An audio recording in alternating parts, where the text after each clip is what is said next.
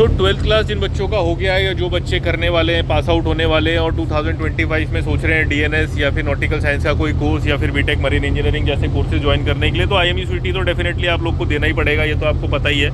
IMUCT जो है वो जून में कंडक्ट होगा, ये भी नॉर्मली सब लोग जानते ही हैं। स्पॉन्सरशिप के जो एग्ज़ाम्स होते हैं वो स्टार्ट हो जाएंगे आपके अप्रैल में स्टार्ट हो जाएंगे और वो चलते रहते हैं आपके, क्योंकि डिफरेंट शिपिंग कंपनीज होती हैं, अलग अलग टाइम पे अलग अलग कंपनीज़ के फॉर्म्स अवेलेबल हो जाते हैं। और बहुत सारी कंपनीज ऐसी होती हैं जो कई फेजेस में एग्ज़ाम्स लेती हैं, बिकॉज एक ही साथ सारे बच्चे अपियर नहीं हो पाते हैं और वो लोग सेंटर्स भी अलग अलग करते हैं काफ़ी, दिल्ली, मुंबई, देहरादून, यूपी में भी लखनऊ एंड ऑल।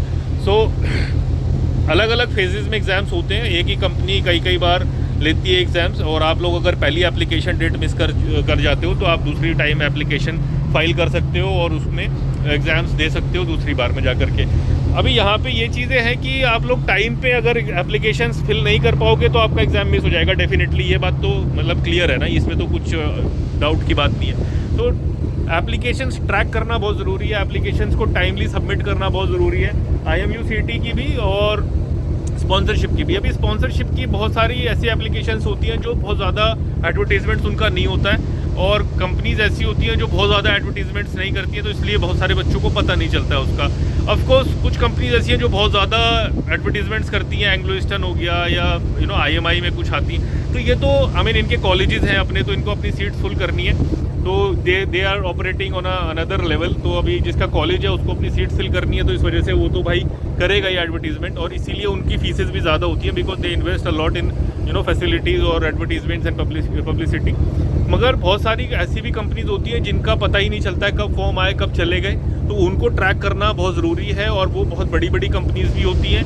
तो स्पॉन्सरशिप की एप्लीकेशंस को ट्रैक करो आप लोग, और ट्रैक करो और टाइम पे फिलअप करो, और प्रिपरेशन के बाद जाओ एग्ज़ाम देने। मेरा कहने का मतलब ये है कि आप किसी चीज़ को मिस ना कर दो, अगर आप मिस करोगे तो नुकसान आपका है। तो जो भी IMUCT के बच्चे हैं, जो DNS के बच्चे हैं, जो एस्पिरेंट्स हैं, नॉटिकल साइंस हो गया, चाहे बीटेक मरीन इंजीनियरिंग हो गया, तो एप्लीकेशंस टाइमली सबमिट करो, टाइमली उसको ट्रैक करो कब आ रही है, कब उसका फाइनल डेट है, कब लास्ट डेट है, क्या रिक्वायरमेंट्स हैं। बहुत सारी एप्लीकेशंस में पासपोर्ट कंपलसरी होता है, मैंडेटरी होता है, तो पासपोर्ट आपको जो है लेना पड़ेगा पहले ही। बहुत सारी एप्लीकेशंस में काफ़ी सारे मेडिकल क्राइटेरियाज भी मेंशन होते हैं, तो कलर ब्लाइंडनेस जो है उसका टेस्ट पहले से करा लो आप लोग। कलर ब्लाइंडनेस एक बहुत कॉमन एक फैक्टर है जो बच्चों को तब पता चलता है जब वो टेस्ट देने जाते हैं और उनका पता चलता है कि भाई अभी फेल हो गए। तो उससे पहले आप इतनी एप्लीकेशंस फिलअप कर दोगे, पैसे इतने ख़राब हो जाएंगे, उससे पहले आप लोग कलर ब्लाइंडनेस के टेस्ट अपना करा लो। नॉर्मल किसी भी आई डॉक्टर के पास जाकर के हो जाता है वो, आप ऑनलाइन भी ले सकते हो, बहुत सारी वेबसाइट्स फ्री भी ऑफर करती हैं वो। तो कलर ब्लाइंडनेस अपना एक तो कर लो कंफर्म कि भाई आप उससे तो सफ़र नहीं कर रहे हो, वो चीज़ तो क्लियर है आपकी। उसके बाद जो BMI इश्यूज़ हैं, जो अंडर वेट हैं बच्चे, वो भी उस पर वर्कआउट कर सकते हैं, जो ओवर वेट है वो भी वर्कआउट कर सकते हैं। तो कंपनी में जिसमें आप अप्लाई करना चाह रहे हो उसकी एप्लीकेशन इसलिए ट्रैक करनी ज़रूरी है कि भाई आपको पता चल जाए कि भाई इसकी स्पेसिफिक कोई रिक्वायरमेंट है, तो मेरे पास टाइम होना चाहिए कि मैं उसको फुलफ़िल कर सकूं। अगर मैं किसी चीज़ में लैक कर रहा हूं तो मेरे पास इतना टाइम मिल जाए कि मैं उस पर वर्कआउट करके, उसे वर्क करके और उसे ख़त्म कर सकूँ, या उसका ट्रीटमेंट ले सकूँ, या व्हाट्सएवर। इसीलिए बहुत सारे बच्चे इन्हीं चीज़ों की वजह से एप्लीकेशंस अपनी टाइमली सबमिट नहीं कर पाते हैं, और बहुत सी बार ऐसा होता है कि वो एग्ज़ाम में, मेडिकल में, नॉर्मल छोटी मोटी चीज़ों में एप्लीकेशंस में झूठ लिख देते हैं, और बाहर आगे जा कर के उनको फिर वो लोग वो कर देते हैं, एक्सक्लूड कर देते हैं, सिलेक्शन क्राइटेरिया से निकाल देते हैं।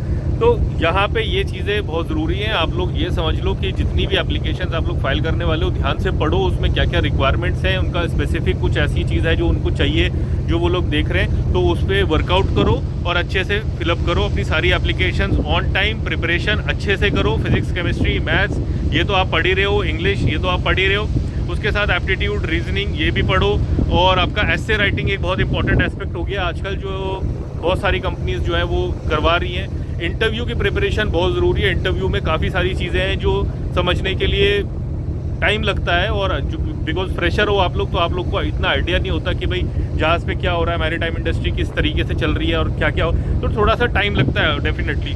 सॉरी, आप लोग निकल के आ रहे हो स्कूल से तो इतना अवेयरनेस नहीं है, एक्सपोजर इतना नहीं मिल पाया, आप लोग की गलती नहीं है, but you need some time कि भाई इंटरव्यू की सारी चीज़ें आप समझ लो अच्छे से, और उसके बाद एटलीस्ट वहाँ पे जाकर आप 50-60% आंसर तो दे सको, जो ऑफ द टॉपिक अगर कोई क्वेश्चन आ गया तो उसके बारे में भी थोड़ा तो आपको पता हो, ये मेक श्योर करना बहुत ज़रूरी होता है। Psychometry is also a very important point, जहाँ पे बहुत सारे बच्चे फेल हो जाते हैं, बिकॉज कंपनीज आजकल साइकोमेट्री को लेके बहुत ज़्यादा सीरियस है। तो साइकोमेट्री को लेकर के आप लोग थोड़ा सीरियसली पढ़ाई करो, बिकॉज साइकोमेट्री को बहुत से लोग मजाक में ले लेते हैं। It is not a joke.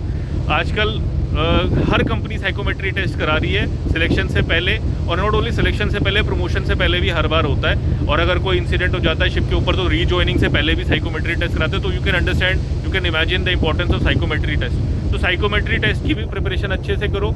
उसके बाद जनरल नॉलेज जो है, जनरल नॉलेज और करंट अफेयर्स, ये एक बहुत इंपॉर्टेंट जो टॉपिक है। आजकल हर जगह इंटरव्यू में कहीं भी आप जाओगे तो जनरल नॉलेज आपको बहुत अच्छी आनी चाहिए, और जो करंट अफेयर्स है उसके बारे में भी आपको अच्छी से नॉलेज होनी चाहिए। ये बहुत ज़रूरी हो गया। तो not only physics, chemistry, maths, you have to pay attention to other subjects also, other topics also, and there are much more things जो मैं यहाँ पे सारी चीज़ें नहीं कवर कर सकता हूँ। बट सारी चीज़ें जब आप ज्वाइन करोगे, प्रिपरेशन कहीं पे करोगे, तो आपको पता चलेगा कि ये सारी चीज़ें भी आती हैं। सिलेबस आपका अच्छे से कवर होना चाहिए ताकि आपका सिलेक्शन अच्छे से हो सके। I wish you guys good luck for your 12th exams and जय हिंद। बाय।